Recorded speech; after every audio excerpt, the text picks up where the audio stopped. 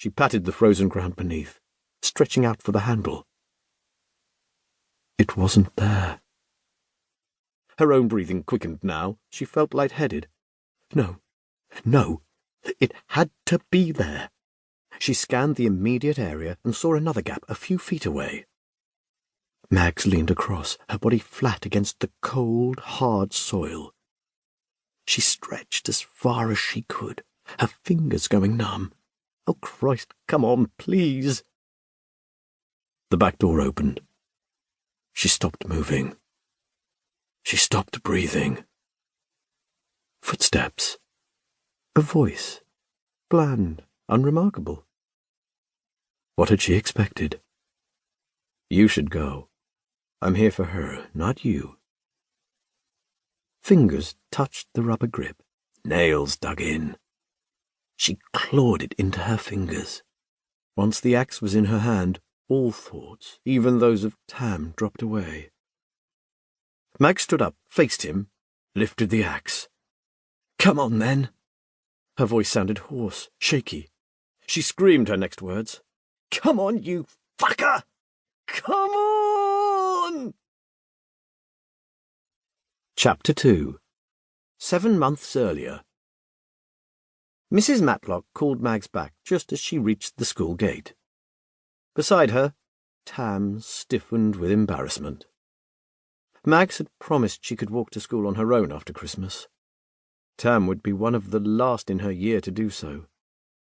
Mags knew her daughter thought her overprotective. She was right, of course.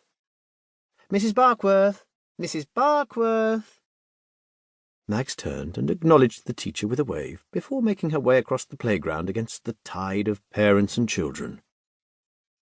Tam grabbed for her hand and slowed her down, pulling her closer. I got my period, she whispered. I was going to tell you at home. Mags had put together a small bag with sanitary pads and a spare pair of knickers for Tam to take to school, but it was still in a bedroom drawer. Her own first period hadn't arrived until she was 13. She shook her head at her stupidity. I'm sorry, Tam. It's all right, Mum. Jazz lent me a pad. Thank goodness. And you're okay? I'm fine. Mags touched Tam's cheek. She looked a little paler than usual, her eyes even darker in contrast. Without the freckles, her face might be an adult's. Mags had a glimpse of a daughter she didn't know yet, the daughter who would go out into the world one day and leave her. The lurch of pride and panic felt like a premonition. Mrs. Matlock waited in the doorway of the classroom. Her dense grey curls were half tamed by a hairband. Tam kept her head down as they followed her in. The teacher stopped at the far side of the room, her back towards them. Mags and Tam waited, unsure of what to do. The older woman looked over her shoulder and waved them forward. Well, what do you think? They joined Mrs. Matlock in front of a wall of pencil sketches. Tam enjoyed art, although she had no particular talent for it. Mags scanned the pictures, hoping she could pick out her daughter's. She wasn't optimistic. All the pictures showed buildings, houses, skyscrapers, factories, farms, garages, train stations. This afternoon the children sketched buildings, said Mrs. Matlock, an eyebrow raised as if expecting some comment other than the obvious, no shit.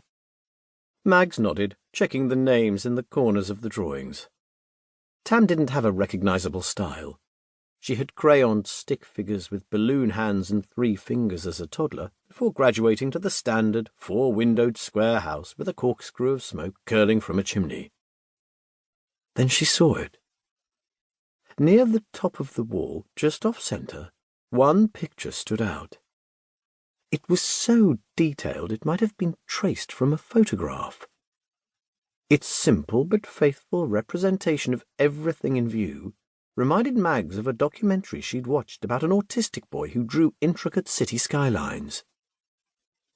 She took a step closer, then looked back at her daughter. Tam's face was unreadable, her expression blank. You drew this, Tam? The faintest nod in response. Don't be shy, Tamara.